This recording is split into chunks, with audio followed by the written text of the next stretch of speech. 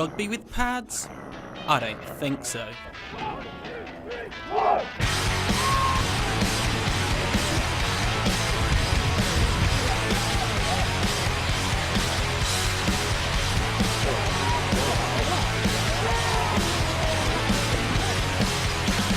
American football in the UK is more popular than ever.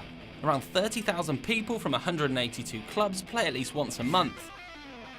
So why is America's most popular sport making such a big impact this side of the Atlantic? I've always watched American football, always on Sky Sports, all our mates around, late at night, watched Super Bowls and stuff, played a lot of American football game, and just sort of stand there and thought I'd give it a go. I started playing for my university team. I saw they had a team when I went there, enrolled, tried out and got in, so that was my first experience. If one person mucks up at 11 on the field, a player will go dead straight away, says everybody's got to club together, everybody's got to get together, and that just then, off the field, breeds a good relationship. Well, I started towards the end of last season when they were still in an associate club, but before they were in the league.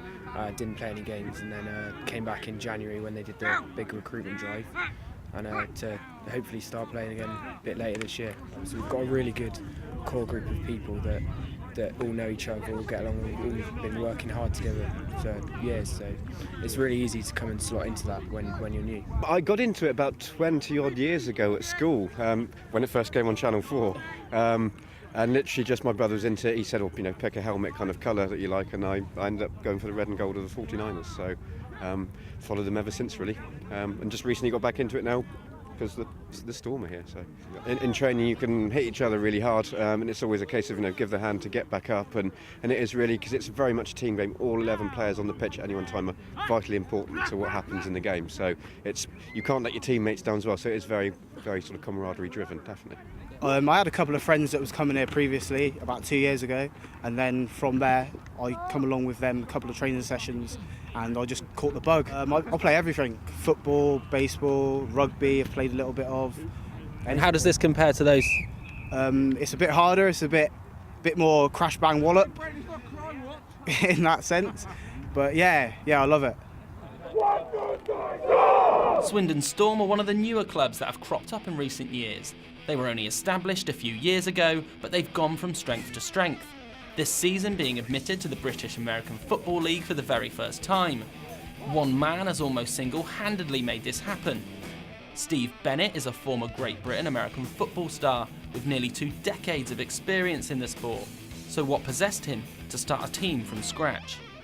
Well, it all started in 2007 when my boss at work gave me a poke in the shoulder and said, you play this American football, right, don't you? I've got my son and his mates are obsessed with the sport. They're throwing the football around every lunchtime, coming home with torn school trousers, and they don't stop talking about it. Do you want to coach them up? And at the time I was playing for the Bristol Aztecs and coaching UWE Bullets, the university team. I'd also been playing for like 15 years at that point and played international youth and adult football. So I took that experience and started the Swindon Storm. Literally booked a sports hall in Wootton Bassett, which is the little town just outside Swindon where all these kids were. Put a couple of posters up in the community centre and in the local gym, and at the school. Had 30 kids turn up on the first session, all crazy for the sport, throwing the football around. We had loads of fun, and it's just gone from there basically. Steve has been instrumental in ensuring Swindon Storm are the team they are today.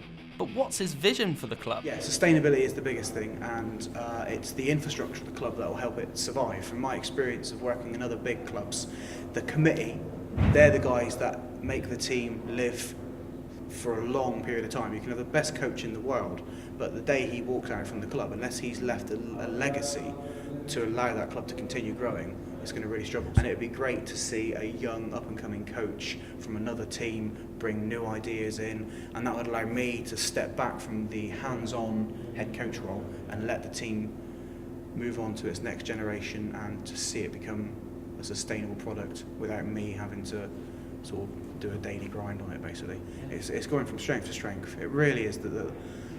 I'm so excited because every training session we're getting better. The guys are listening to what I'm saying. I don't teach particularly complicated things. I expect every player to be able to do 3 or 4 things well. And if you can do 3 or 4 things well, we'll be a productive offence and a productive defence. And that's all we need to work on, really. So the guys are really buying into that. There's little doubt what Steve means for this football team, and the players are unanimous in praise for their head coach. He started it as a youth team a few years ago, and gradually sort of built up to where we are today. And the amount of hours that he has to put in, that behind the scenes that a lot of people don't see. Certainly sort of the admin and getting us into the league and prep and planning every training session's planned to to the nth degree, with everything in mind. So Steve's massive. He proved last week his knowledge against Bournemouth. He ran a scout D here and we were running it so when we went into the game, and it was spot on. If without his knowledge we wouldn't be anywhere near where we are now. We wouldn't be in the leagues and we wouldn't have a chance at any of the games. His commitment to the club is absolutely incredible. Like, he does so much work, like puts in so many hours of his own time, like getting us all the information we need to know, getting us like training routines and stuff for when we're at the gym, just putting so much time and like effort into making this work over the last like 4 or 5 years. So he's instrumental to this club. The amount of hours that he puts into this team is just unbelievable. It's like, if he could, he'd be out here every night with us. His missus won't let him. But yeah, he is one of the ones that lives and breathes it. Like he bleeds football through and through. Like, if he could play now, he would be. Like, I've seen him come to training and just have a helmet on, no pads or nothing, and tackle people. Like, you don't want to have a Steve Bennett tackle put on you, trust me. It's one of the worst feelings in the world. So what kind of attributes do you need to play the game?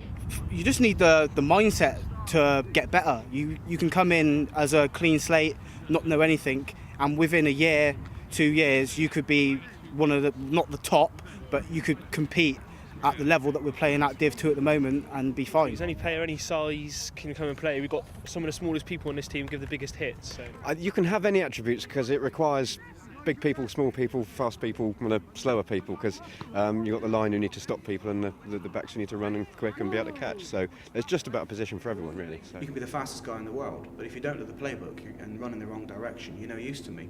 I'd much rather have a guy that is not as athletic, but turns up every training session, knows the playbook inside out, because the chances are he's going to be on the right part of the field at the right time. And what do the players think of the accusation that it's just rugby with pads? Come give it a go. I hurt more the first time after I'd done this than I ever did playing rugby. Come and try it.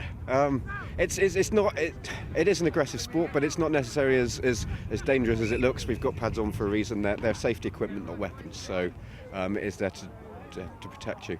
And not to dive in head first with your helmet. That's not going to do you any good. But now come and give it a go. It's the best way to find out. They might be amateurs, but the commitment shown towards this sport is something else. There's guys here that like live and breathe the sport. They'll go home later on tonight and watch game tape of this. Like we're taping this. They'll go home and study our training video. They'll study the video of the Bristol game that we got this weekend. So there's people that live and breathe it, and they just can't get enough of it, isn't it? It is, and it's very much down to as much commitment as you can provide. I was lucky I was able to go down and scout the opponents for this Sunday's coming game, because I had the Saturday free. I was able to do it and wanted to do it to get as much information as you can. So it's very much, if you've got the time, sort of put in what you can. Absolutely, it's still at a very amateur level, and you compare it to the American way of doing things. It's very, very, very amateur in the way, but it's getting better all the time, and now it's a university-funded sport, so it's only going to progress from here and get more and more people involved. And then there's a lot of clubs around the country, so literally from right down south up into the north of Scotland, there's teams everywhere. So. There is a lot of commitment. I mean, as well as training, you've got to go to the gym a lot to keep your body fit and working, get stronger. Otherwise, it is a lot of commitment for a sport. A regular season NFL game has been played at Wembley since 2006. And it's here to stay, with the Jacksonville Jaguars confirming one home game will be played in the UK at least until 2016. That's in addition to the annual game held at Wembley each year. Brits certainly have the appetite for the sport, with both this season's games already sold out, and the NFL's got big plans for the sport over here. Viewing figures have risen by a staggering 154% since 2006, and there's even been talk of a franchise being established here. But not everyone's convinced. I don't think it will work. There's a big market for it over here, but I can't see it happening anytime soon, to be honest. But if there was a team in London, then yeah, I'll try to go watch games, but logistically I don't think it will work. It's a long way for other teams to travel. Personally, I don't think they will be able to set up a home team in the UK. It's just too much effort for the away teams in the American League to come all the way over to the UK.